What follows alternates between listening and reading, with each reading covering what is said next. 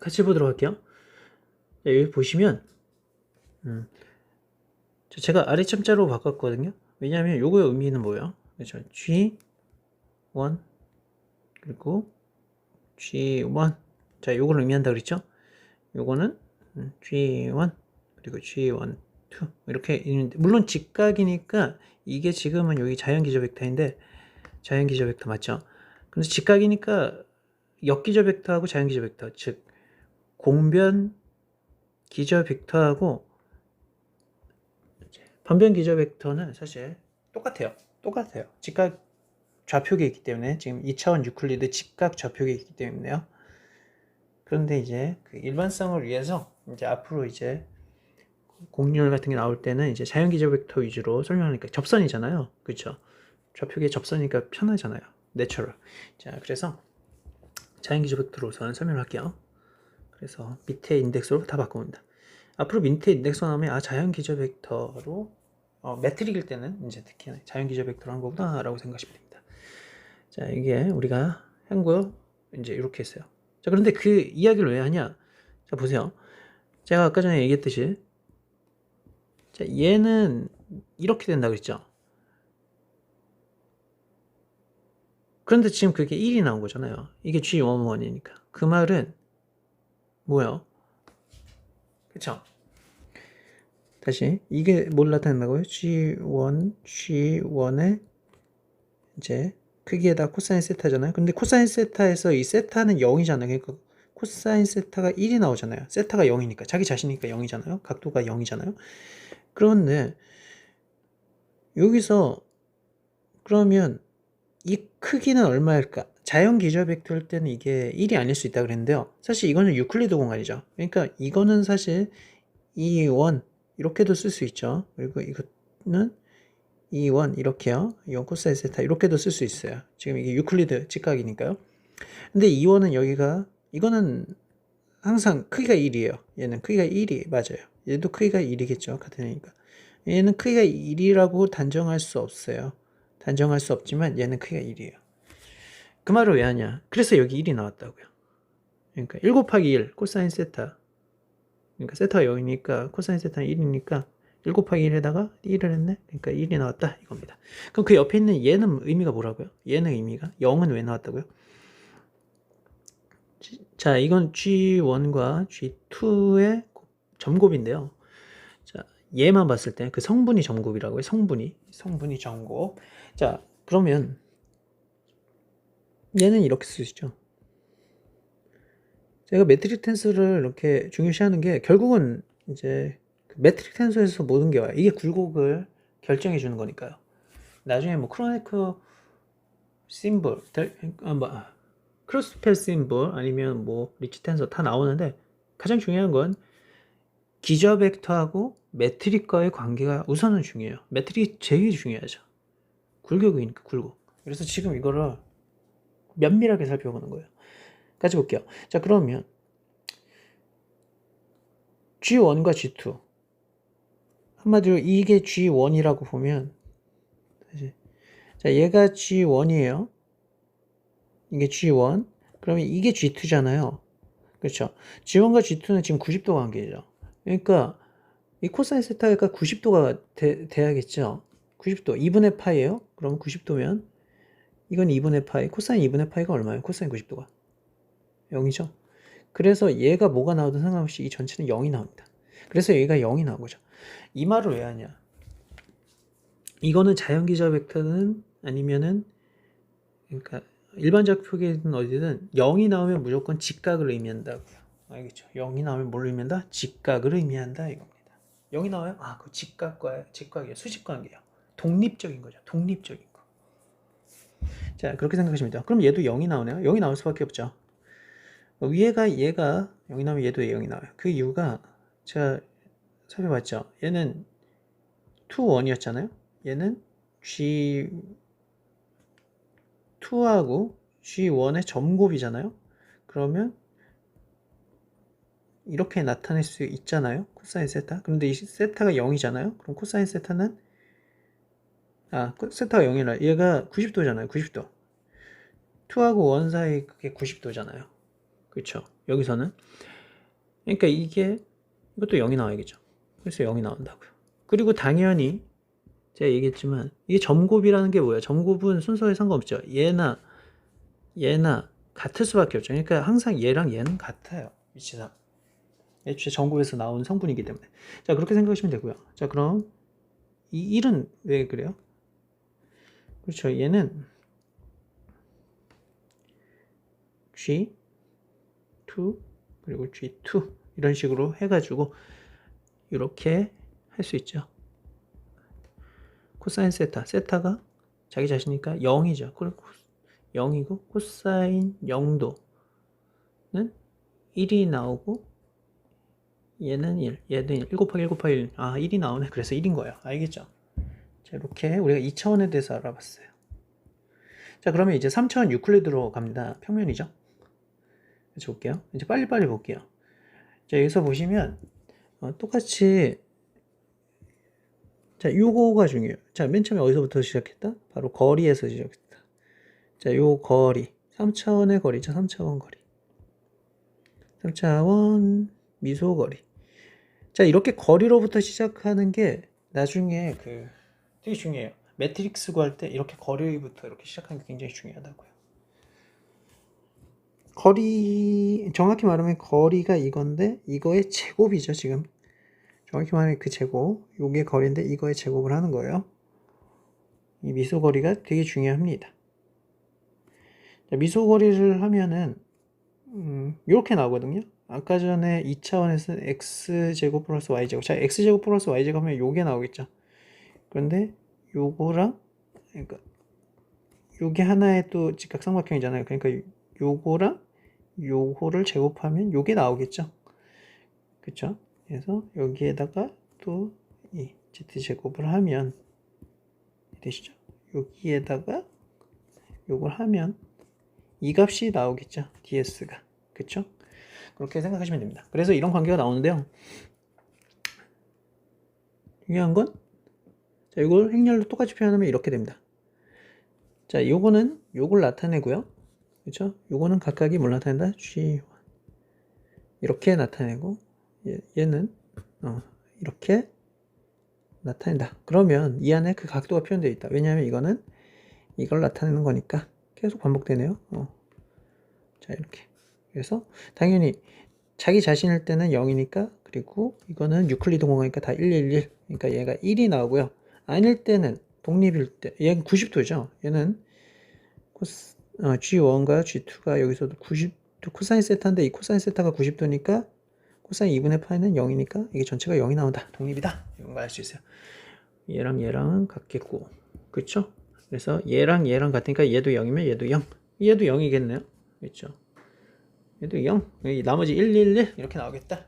x, y, z 좌표계니까 다 수직이고 자기 자신에는 이제 점곱해서 1이 나온다. 이걸 나타내는 겁니다. 있죠? 자, 이걸 왜 하냐? 자, 여러분 보면 알겠지만 그러면 이 매트릭 텐서가 왜 중요하냐? 여러분이 이것만 봐도 알 수 있잖아요. 그러니까 누가 이렇게 보여줬어요. 나 3차원 유클리드 하니까 이렇게 나왔어. 아, 그러면 얘는 x, y, z가 다 90도 관계구나. 바로 나오죠. 그렇죠? 그러니까 이게 바로 공간의 휘어짐을 결정하는 애잖아요. 그래서 매트릭 텐서인 거예요. 그렇죠? 2차 텐서.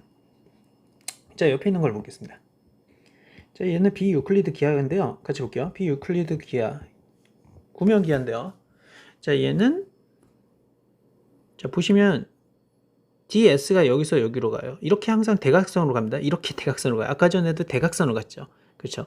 대각선으로 가야지만 그 모든 좌표계의 미소 반화를 다 투입하기 때문에요. 그냥 이렇게 갑자기 이렇게 반원처럼 이렇게 가면 안 돼요. 그러니까 여기서는 이제 d세타, d파이를 모두 넣어서 그 거리를 나오게끔 해야 되죠. 그럼 그렇게 ds가 나온다. 이 ds는 이제 이렇게 나타낼 수 있고요. 실제로 여기서 요게 rd 세타를 나타내고 요게 r sin 세타 d 파이를 나타내서 이런 식으로 나타낼 수 있고요. 요걸 행렬 표현은 이거예요. 알겠죠? 그러니까 여기서는 xy 좌표가 아니죠. 구면 좌표계죠. 그래서 세타 파이가 이렇게 나온 겁니다. 자, 그래서 중요한 건 요거죠. 요건 뭘 의미하냐? 그럼 누군가 물어보면 요건 뭘 의미야? 그렇죠? d세타와 d세타의 어떤 관계를 의미하고요. 그쵸? 요거는 모르면 이제 그러니까 정확히 말하면 이거죠. G1과 G1의 이걸 나타내고 얘는 G2와 G1의 이런 관계를 나타내요. 그러면 이게 그 세타 파이 그 사이의 관계가 나옵니다. 자, 여기서 중요한 건 얘가 그냥 단순하게 뭐 세타, 얘가 파이 이렇게는 아니에요.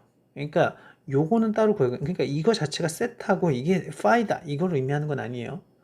이제 요거를 구할 수가 있는데 그 안에는 어쨌든 이 세타랑 이 파이라는 애도 들어있고 걔네 사이 관계가 있다라고 생각하시면 됩니다. 자, 다음 넘어가도록 할게요. 자, 어쨌든 그 좌표에 대한 그 관계가 나와 있다. 요것만 생각하시면 될 것 같아요.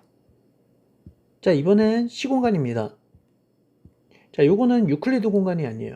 이제 자, 시공간인데요.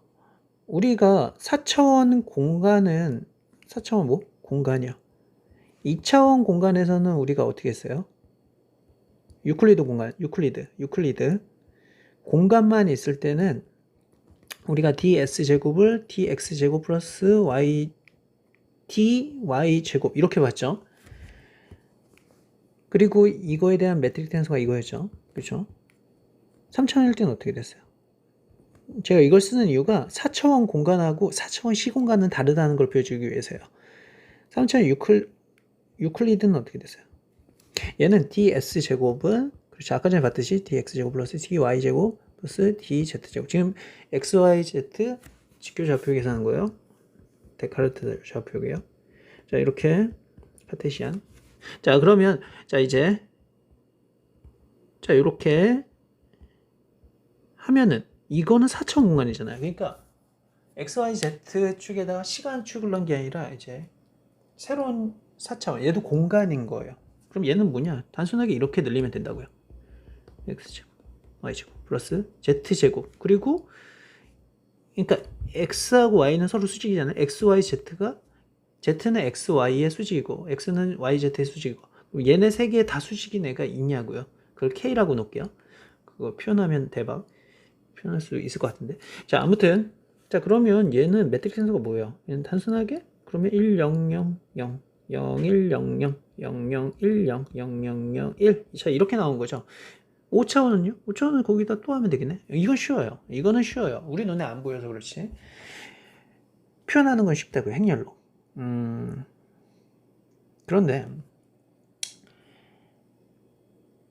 4차원 시공간 평평한 면에서 얘네도 뭐 다 평평한데 평평한 면에서 근데 얘는 시간이 있죠.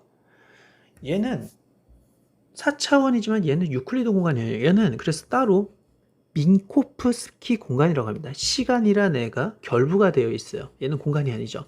그래서 얘를 뭐로 한다? 민코프스키 공간이라고 합니다. 이 민코프스키 공간에서는 시간이 같이 뒤얽혀 있기 때문에 요거는 우리가 이렇게 나타낼 수가 있죠.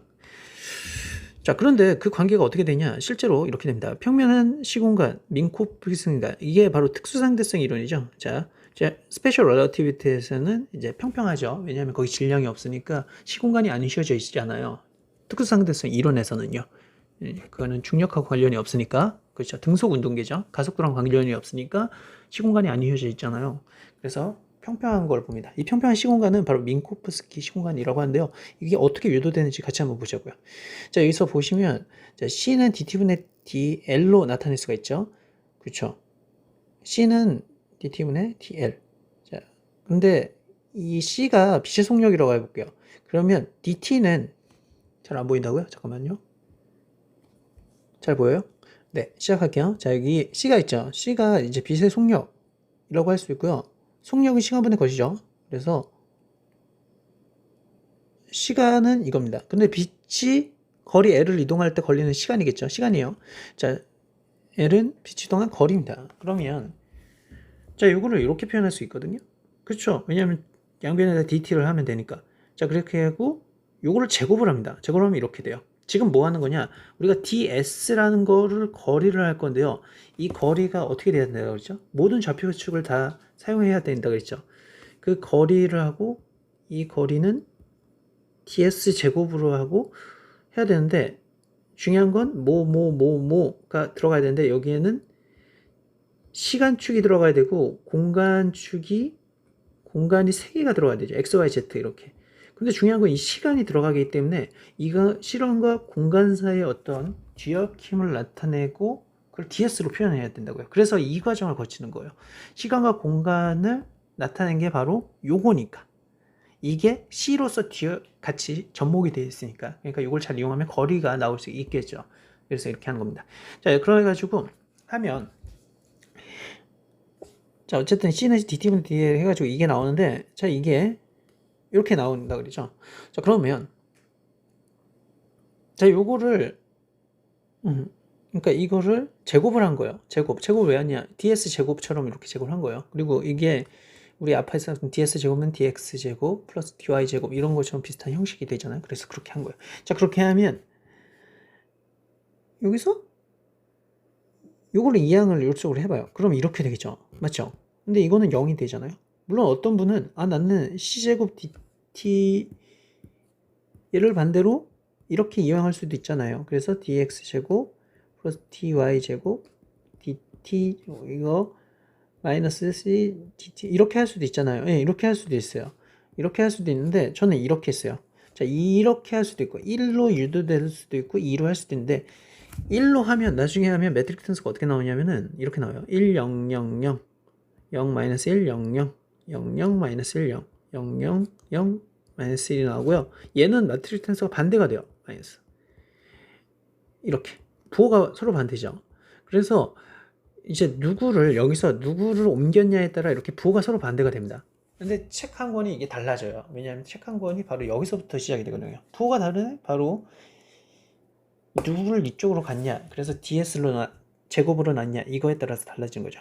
자, 아무튼 저는 이걸로 놓겠습니다. 뭐 1번과 2번이 있는데 이게 부호가 달라요. 그러면 이걸 반대로 다 했구나 라고 생각하시면 돼요. 자, 어쨌든 그렇게 해서 나온 게 바로 저는 여긴 0이죠. 자, 요거에 대해서 잠깐 얘기할게요. 자, 보세요. 자, 확장을 시킵니다. 지금 제가 빛의 속력에 대해서 그랬죠. 그렇죠? 세상은 빛만 있나요? 여러분도 있고 저도 있고 자동차도 있고 뭐 동물도 있고 고양이도 있고 자, 다 있죠. 자, 그런데 빛의 속력만큼 다들 가는 건 아니죠. 자, 그렇기 때문에 이걸 공간으로 만들 수가 있어요. 무슨 말이냐? 자, 아까 전에 뭐 쓰다 말았어. 이거 뭐야 이거? 잠깐만요. 나오는구나. 자, 잠깐만요. 자, 여기서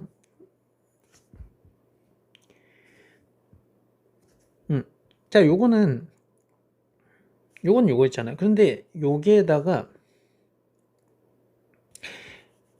같은 시간 동안 사람은 이게 사람이라고 보자고요. 얘가 이 사람.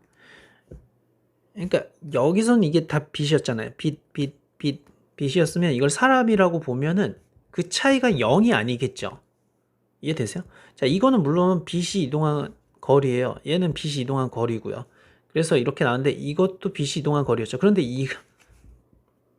이거를 사람이 이동한 거리로 바꿔보자고요. 그러면 0이 아니겠죠.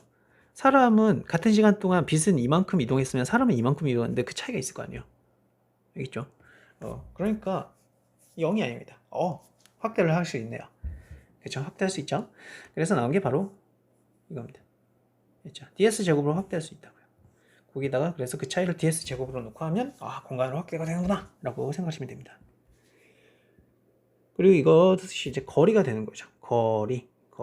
그래서 어떤 점 포인트에서 어떤 점 포인트까지 시공간에서의 거리가 바로 이런 식으로 표현이 될 수 있는 거죠. 자, 그러면 밑에 이렇게 해가지고 나온 게 바로 이거다 라고 생각하시면 됩니다. 알죠? 자, 이것도 똑같이 얘기를 하는데요. 시간이 너무 많이 갔네. 맞죠? 자, 같이 볼게요. 자, 여기서 자, 이거는 시간을 나타내고 그래서 이런 식으로 하면 된다고요. 이런 식으로. 여기 C가 뭐예요? 빛의 속력이죠. 빛의 속력. 여기 빛의 속력.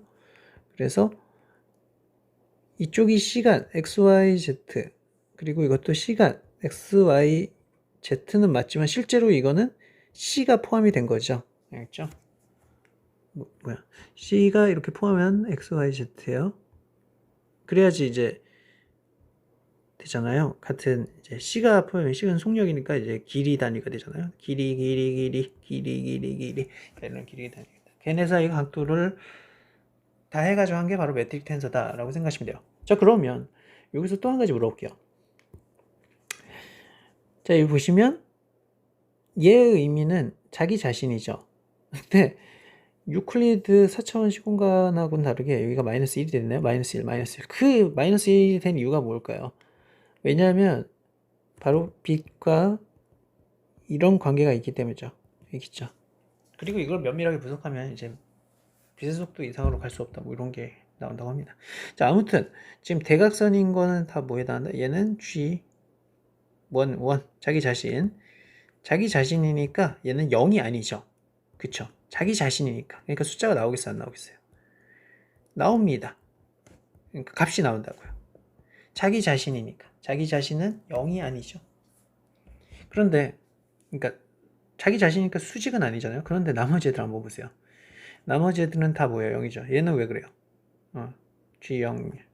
그러니까 이거는 얘랑 얘의 각도를 보는 거죠. 각도를 보니까 이게 나왔다 이거예요. 그쵸? 바로 시간축과 X축은 각도가 90도였던 거죠. 자, 얘는 왜 그래요? 그러면 G0G는 그렇죠. 얘는 시간과 Y축 각도. 얘는요? 시간과 Z축 각도. 자, 그럼 물어볼게요. 얘는요? 얘가 뭐지? 1, 2죠. 자, 그러니까 얘는 X와 Y축 각도. 실제로 90도죠. 서로 독립적이 돼 이거예요. 서로 독립적. 알겠죠? 자, 이런 걸 우리가 알 수가 있습니다. 자, 일반 상대성 이론의 자, 매트릭 텐서를 볼게요. 아까 전에 그거는 특수 상대성 이론의 매트릭 텐서였어요. 자, 민코프스키 공간의 매트릭 텐서였죠. 자, 이번엔 그 일반 상대성 이론인데요. 일반 상대성 이론은 시공간이 휘어져 있죠. 시공간 휘어짐. 휘어짐을 나타내고요. 이 휘어짐을 그 위치에 따라 그 값을 넣으면 값이 나올 수 있도록 그 변수가 들어가게 됩니다. 자, 그러면 시공간의 휘어짐, 즉 휘어짐 민코프스키 시공간, 4차원 시공간인데요. 자, 대표적으로 슈아르트 슐츠 매트리스가 있습니다. 구대칭 천체를 하고요. 한마디로 여러분 아시다시피 여기 동그라미 천체가 있으면 이 천체 주변에 어떻게 시공간이 휘어져 있나, 뭐 2차원 패브릭으로 나타내면 뭐 이런 식인데 사실 시공간은 4차원 시공간이라고 그랬죠.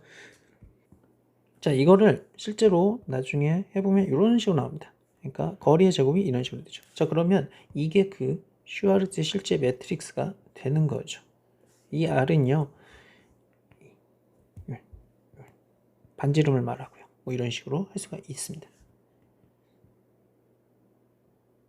자, 어떤 분이 말할 수 있어요. 아니, 여기 휘어져 있지 않은 것 같은데요? 네, 휘어져 있어요. 왜냐하면 이런 게 나와 있잖아요. 이런 게. 세타. 그러니까 각도에 따라서 이제 이 값이 달라지죠. 그 말은 이제 휘어진다는 얘기죠. 자, 그런 식으로 알 수가 있습니다. 실제로 이러한 구대칭, 슈아르트 실츠는 바로 구대칭 천체, 별 같은 걸 나타내고요. 이 안에서 이제 블랙홀도 이제 별이 이렇게 쭉 돼서 그런 거니까. 아니면은 이렇게 뭐 태양이 있으면 이제 예를 들어 빛이 이렇게 휘어진다. 뭔가 이렇게 행성이 있으면. 자, 이런 중력 렌즈나 아니면 여기 근처에 갔을 때 뭐 적세 편의가 일어나거나 이런 거를 다 설명할 수 있게 되죠. 구대칭 천체. 회전을 안 하거든요. 슈아르트 실츠는. 자, 1916년 아인슈타인이 일반 상대성 이론을 1915년에 발표했는데 이분이 1916년에 바로 이 슈아르트 실츠라는 그 매트릭스를 발견을 하게 되죠. 알겠죠? 여기서부터 여러 가지 쭉쭉 이어지는데 대단하죠. 1년뿐이 차이가 안 나죠. 이분은 슈아르트 실츠는 이제 1차 세계대전에서 이제 전사를 합니다. 좀 아쉬운 분이기도 하죠. 과학을 얼마나 좋아하는지도 알 수가 있고요. 자, 다음 밑으로 한번 가볼까요? 자, 여기 프리드만, 르메트러, 로버트슨, 워커 매트릭이 있는데요. 자, 앞글자를 타서 FLRW라고 합니다. 자, 그걸 이렇게 나타낼 수 있는데요. 이거는 우주론과 관계 있어요. 우주론. 실제로 요 매트릭은 이렇게 되는데요. 이게 바로 프리드만, 르메트러, 로버트슨, 워커 매트릭이죠.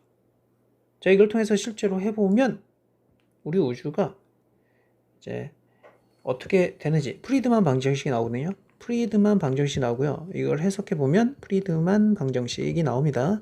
이 안에서. 그러니까 이제 중력장 방정식을 넣으면 중력장 방정식에 매트릭 텐서를 넣으면 프리드만 방정식이 나오고요. 프리드만 방정식을 통해서 우주가 어떻게 과거에 있었는지 그리고 앞으로 어떻게 될 건지 뭐 이런 걸 알 수 있어요. 근데 이걸 해석해 보니까 그게 나온 거죠. 우주는 변한다. 아인슈타인이 이거를 실어서 우주상수를 넣게 됐고요. 자, 아무튼 이게 프리드만 방정식입니다. 어때요? 여기 뭐 R도 있고 변수 R도 있고 여기 뭐도 있어요? 뭐 A도 있고 여기 세타도 있고 하니까 아무래도 변하겠죠. 변합니다. 프리드만 방정식도 이제 그 쉬워진 시공간을 나타내지만 어쨌든 얘네가 다 0이죠. 아까 전에 슈와르트 실조도 얘네가 0이었는데 그래서 구하기 쉬워요. 나중에 보면 되겠지만 실제로 여기가 0이 아닐 수도 있어요. 그러면 엄청 복잡해진다 이 말이죠. 사실 그러면 그 매트릭 텐서 구하는 것 자체가 굉장히 어렵다고 합니다. 아무튼 여기까지 했고요. 자, 마지막으로 이 얘기만 하고 끝내기로 할게요. 자, 그래서 이걸 어떻게 나타내냐? 이걸 한 번에 이렇게 나타내기도 합니다. 그렇죠? 자, 요거를 낸다. 자, 이걸 한 번에 이렇게 나타내기도 합니다. 여기 보시면 이렇게요. 그래서 이거는 이렇게 나타내고 이게 매트릭 텐서고 요거는 이렇게 했다. 그래서 요걸 이렇게 나타내고 이게 매트릭 텐서다. 근데 이제 지금 보면 되겠지만 요거는 행렬 표현인데 요거는 지금 뭔가 이상하지 않아요? 왜냐면 이게 행이 몇 개지? 4개죠. 줄이 4개죠. 그리고 세로가 하나니까. 얘는 1 곱하기 4가 아니죠. 얘도 뭐야? 4 곱하기 1이요. 그러면 얘랑은 사실 행렬 곱이 아니거든요. 행렬 부분 예를 들어 4 곱하기 2면 이쪽은 1 곱하기 4야지 돼요. 이쪽이 같아야 된다고요. 그런데 얘는 4 곱하기 1, 얘도 4 곱하기 1이에요. 그러면 얘는 행렬곱이 아니라 얘는 텐서곱입니다. 텐서곱. 그러니까 실제로 이거는 텐서곱이고요. 뭐야 이거? 자, 이건 텐서곱이. 얘는 텐서곱이 맞고요. 얘네랑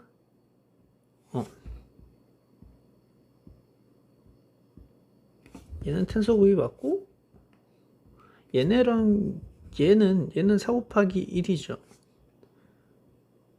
근데 이거 텐서 곱하면 얘는 그 뭐래 4 곱하기 4죠. 얘는 4 곱하기 2가 되거든요. 텐서 곱을 하면. 그렇죠? 텐서 곱을 하면. 그래서 여기서는 얘랑 얘는 행렬곱이에요. 그러니까 표현은 이렇게 했을 때 얘는 텐서 곱이고 얘는 행렬로 했다. 행렬 계산을 했다. 뭐 이렇게 생각하시면 됩니다. 자, 여기까지 했습니다. 자, 고생했고요. 다음 시간에 또 봐요.